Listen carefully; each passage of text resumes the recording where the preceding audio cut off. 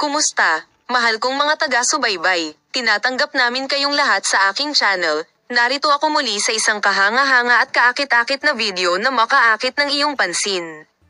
Ang mga kamakailang pahayag at akusasyon ni Honor Sailak ay nagdulot kay Tagbo Buyakusten sa isang napakahirap na sitwasyon. Si Omer, na nagpagulo sa mga akusasyon ng kanyang dating asawa at naglabas ng mga mensahe tungkol sa kanyang sarili at sa kanyang kasintahan na si Engin at Curek, ay sinubukan ng pasensya ni Tagba ayon sa impormasyong natanggap mula sa kanyang malapit na bilog. Nagpa siya si Tuba Buyakusten na ganap na putulin ang kanyang komunikasyon kay Honor Sailak, na sa tingin niya ay nagsimulang sirain ang ugnayan niya at ng kanyang mga anak. Sinasabing ang magandang aktres ay nagpadala ng mensahe kay Honor na layuan ang aking buhay at pamilya sa pamamagitan ng kanyang mga abogado at sinimulang ipatupad ang desisyong ito ng may determinasyon. Ginawa ng mga abogado ni Tuba Buyakusten ang mga sumusunod na pahayag sa kanilang pahayag sa press. Kamakailan, ang aming kliyente na si Tagbo Buyakusten at ang kanyang pamilya ay dumanas ng malubhang pinsala sa mga maling akusasyon at manipulative na pahayag. Sinimulan ng aming kliyente ang lahat ng kinakailangang legal na proseso upang maprotektahan ang kalusugan at kapayapaan ng kanyang mga anak. Hindi na niya magagawang manahimik sa mga pananakot at mensahe ng dating asawa.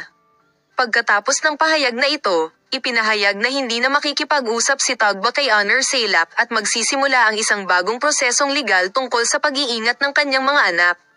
Ang mga pahayag ni Tuba Buyakusten sa kanyang malapit na bilog ay nakakuha ng maraming atensyon.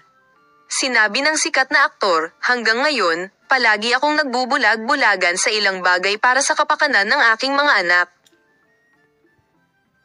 Gayunpaman, ngayon ang sitwasyong ito ay negatibong nakakaapekto hindi lamang sa akin kundi pati na rin sa aking mga anak."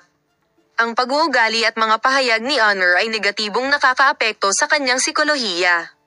Kinailangan kong gawin ang desisyong ito para sa kinabukasan ng aking mga anak, na nagpapahayag ng kanyang suporta sa desisyon. Sa prosesong ito, ang pinakamalaking suporta ni Tagbo Buyakusten ay ang kanyang kasintahan na si Engin at Curek. Napag-alaman na hinimok ni Engin si Tagba na gawin ang desisyong ito at palaging kasama niya. Laging sinasabi ni Engin kay Tagba na manatiling kalmado at tumuon sa kanyang mga anak.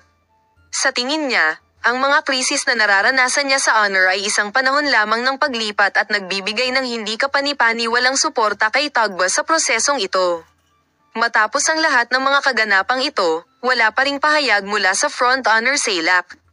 Bibigyan ka namin ng detalyadong impormasyon tungkol sa paksang Palem, makita ka sa mga relihiyosong video.